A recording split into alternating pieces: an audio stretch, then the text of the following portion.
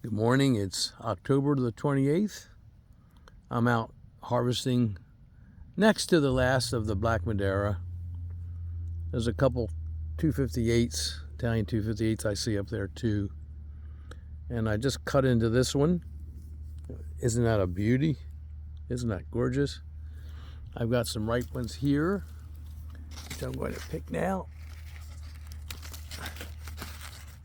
Perfectly ripe and delicious. And I've got a little one up here that I want to pick nice and soft. I'm going to make a short out of this, so I better hurry and get this one open. There, look at that.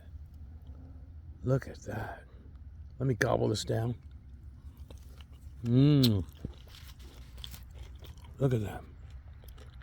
Aren't they beautiful? Every one is completely ripe. Lusciously.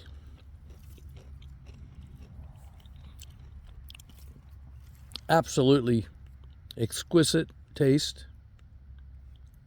A tremendous amount of nectar. Thick, rich, and pasty. I picked 2 of these for Debbie last night, and they're still in the house, so I can eat 1 or 2 of these. Let me take a little bite of this one.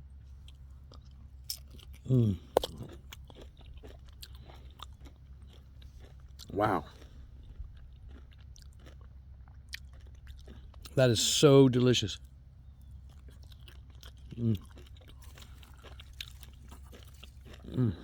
Wow. It's so nice to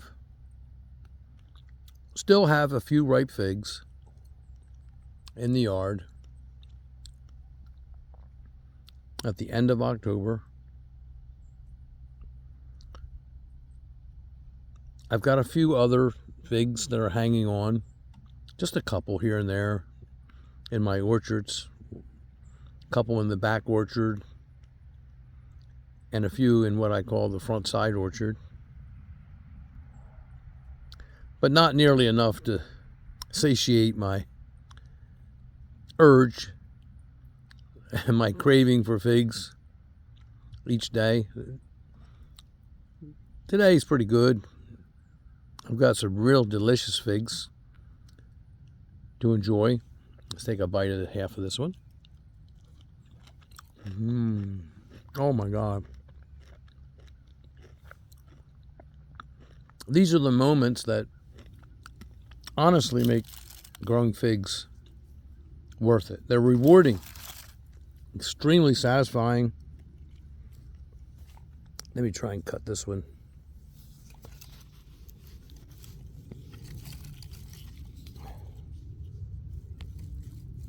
There we go.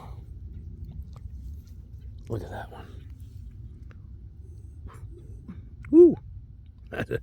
That doesn't look delicious. Ooh, that's beautiful. Gosh, how I cherish my figs.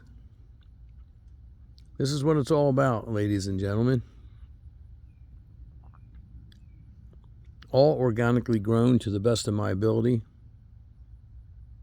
Disease-free. Look at that. Insect-free. Birds can't get to them. They're just there for me to harvest when they get ripe. Most of my black Madeira and my Italian 258s have ripened long ago. There's a few stragglers, and they're getting ripe because the weather's been conducive to that. Dry. It's been colder. Last night it was 33 degrees here.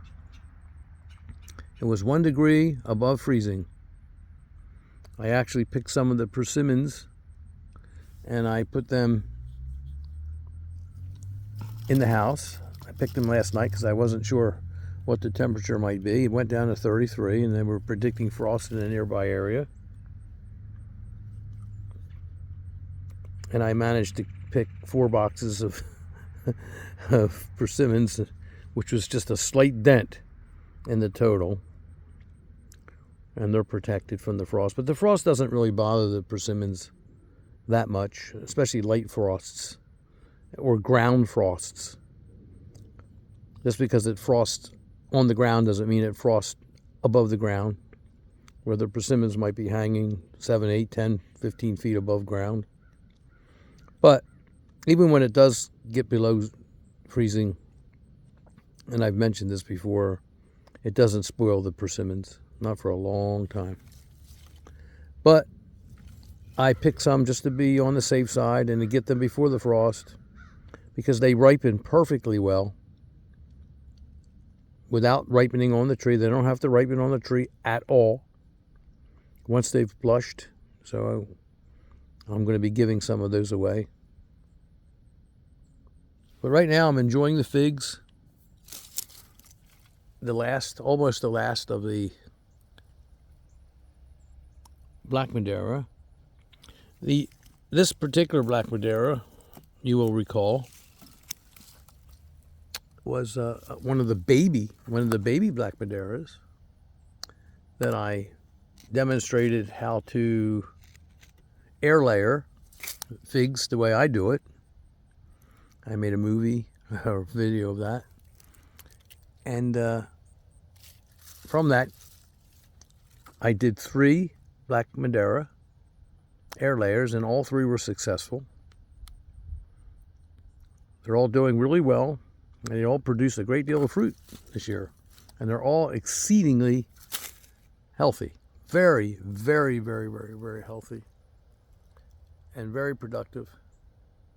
I'm looking forward to an even larger crop. Of course, I have other Black Madeira, several other Black Madeira trees, and I also have Figo Preto, which is very, very, very closely related. Most people think it's essentially the same. Maybe the scaffolding's a little different, the growing pattern. And I have Smith, which is another of my favorites. I would always recommend those 3 solidly, even to northern growers such as myself in 7A and colder and warmer rather. I would always recommend Smith, Italian 258, and Black Madeira. They're 3 very, very wonderful figs that I think belong in everyone's collection. And they produce early enough to be able to enjoy all the fruit. And that's a big deal. Oh, I dropped a half. Look at that. I'm going to save these for Debbie. You see, I have my Sunday, it's not Sunday, but I've got my Sunday duds, what do you call them? I don't know what you call them. My special pants here. Look, you can see how I'm very well dressed today. My farming clothes. I'm enjoying myself. I feel the warm sun. It was cold last night. It was cold this morning. It's cold now. But the sun is warming up my black clothing. And I can feel it penetrating. I feel the heat penetrating. It feels good. There's a cool breeze blowing. It's that beautiful, wonderful time of the year, the fall. A little sadness comes with it, of course, because I know that it won't last much longer and then the cold weather will set in. But I'm prepared. I'm prepared. I'm very well prepared. I've been working very hard to prepare for winter. I've got everything in good order. I'm almost ready for the next season in the spring. So pretty soon I'll be moving these. I've got others at other locations. I've got some over our son's house, these potted plants. I've given a good number of them away, beautiful trees, to close friends. I know where they are, and they're being well taken care of. Pretty soon I'll be moving these to the isolation room, into winter storage. I've got some others to move too. And I've got some very interesting plans for next summer. I'm involved in several experiments which I will tell you about, which are very interesting to me. It's going to require a little work, and it's going to take time for them to manifest themselves into a final conclusion or determination. I know that they'll succeed. I do know that they will succeed. But it's one of those things where, darn it, you know, I wish I had thought of it years ago and didn't. Or for other reasons, I decided not to do it, which now I've decided that I perhaps should have done it.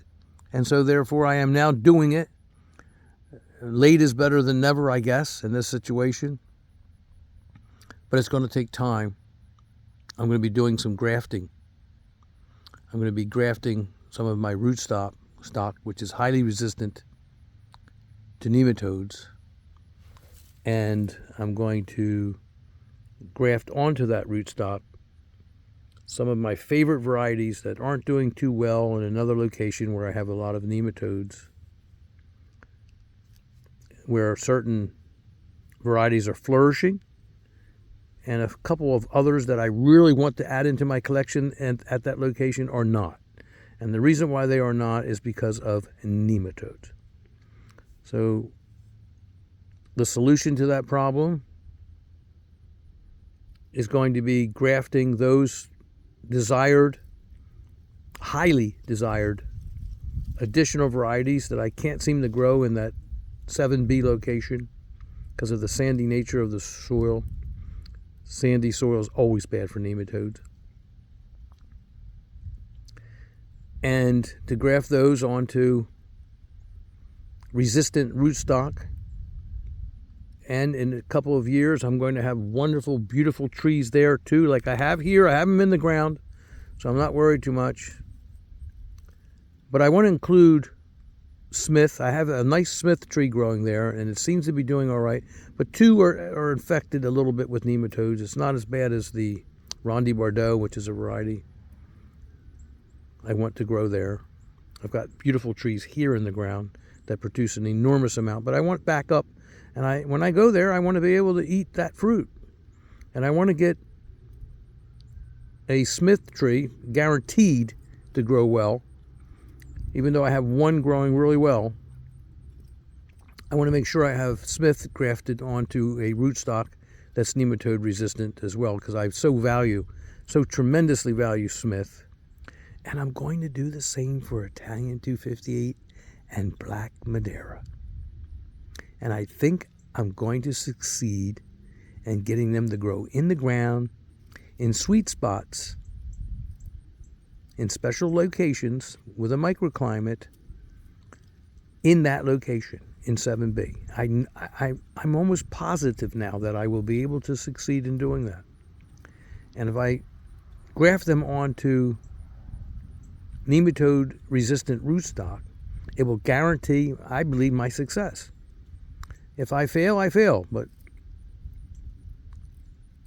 I think that I can get them to grow in 7B in a microclimate, up against a house or in a coveted location of choice, near protection, and where the wind is blocked, the winter winds are blocked, and things of that nature. I think that I'll be able to succeed. So this is going to take a couple of years. I wish I'd have done it long ago, but I didn't. And I didn't because I don't like grafting figs. And I don't like grafting figs because of my location. And my location has taught me not to waste my time. It's a wonderful thing to do if you live in a warm climate, if you live 8 or above 8. If you live in California, if you live in Arizona, other parts of the country where the dieback's not going to occur from an extremely cold winter. And all that work that you put into grafting your fig trees just goes to waste because it dies all the way down to the ground. I mean, it's just all waste, a wasted effort. You have these beautiful trees growing, and then they die. And all that work and time that you've invested is gone. Okay, but in 7B, in my location, I don't have trouble with winter dieback, especially down to the ground. So I'm going to make a short graft with the main trunk, like say right here, like a couple inches from the ground. Okay, and I'm going to graft onto a small tree, right onto the main trunk, a few inches from the ground, and I don't think I'll ever have a problem with dieback down that low, because I winter mulch. And I'm going to winter mulch high. So that will protect those special trees. And I haven't experienced much dieback, only occasionally with very exceptionally cold winters. So the experiment is going to succeed, but it's going to take a lot of work and time and patience. But things do require work, time, and patience. You don't get instant gratification with figs. I've said that before. They're not like growing tomatoes, a one-season crop, where you could plant them from even a seed and grow them to fruition in a single season and enjoy all of the advantages of picking, say, ripe eggplants or tomatoes or peppers or string beans. It's not that sort of thing. It's just a disciplined science where you have to acquire the necessary knowledge to proceed into the future with your interest in figs and growing them. You have to learn from your mistakes. You have to learn from others. And you have to persist into the future, because it takes several years to get good quality results. It's as simple as that. You have to wait. There's no such thing as instant gratification. It's delayed gratification. They say that the sign of maturity in human behavior is the ability to delay gratification. That's an official definition I read somewhere long ago, and it's true, I think, and it certainly, I think, pertains to the science of growing figs. You have to be patient. You have to take a mature approach. You just can't be impetuous. You can't expect tomorrow's results today. It just isn't going to work that way. Just be patient, and the patience will reward you, significantly reward you. And you will be so happy that you did. But it takes time. And then you look back, and the time doesn't feel so punitive. The time doesn't seem like it was a huge disadvantage, because you occupy your time in between. And if you have a lot of projects going into the future, there's always one or two coming to success or failure, unfortunately, but you're always busy. And there's things that you're doing along the way that keep your mind occupied, so that the other things that take 2 or 3 years to achieve, they just kind of fall into place smoothly, without friction. And before you know it, you do it. You did it. And you go, wow. And you look back and say, wow. And then you're well involved in other projects that will occupy your energy and will keep your focus directed towards them, so that you don't feel the time passing in the ones that you have to wait for, and you're being rewarded for the ones that are now finally being achieved because you were patient and you waited. Just be patient. Be patient with figs, and you will be rewarded. Same with persimmons and other fruit trees. Now I'm going to take that 1/2 right there. Here we go.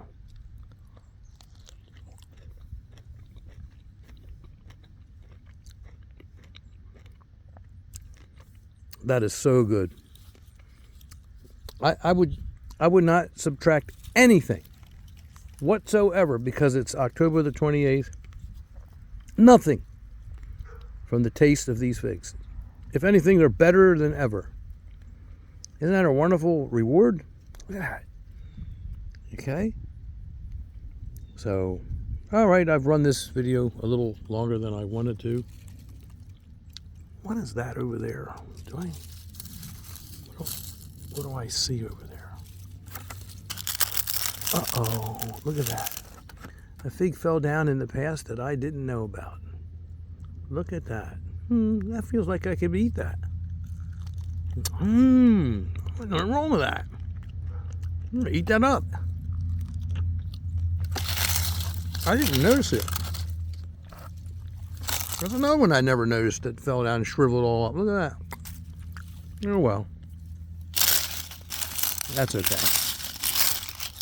Let's see what this is doing here. We still got plenty of room on this wire. Sometimes you have to check the wires that they might get tight and start to cut into the bark. You don't want that to happen on these name tags. There we go. There's plenty of room on that one.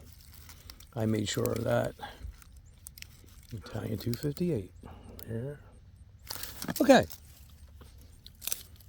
Thanks for visiting. Thank you for your subscriptions. I hope you enjoyed this leisurely chat on October the 28th, 2024. And now I'm going to go in and have some coffee and begin my day, occupying myself with other things besides my favorite hobby. Good day.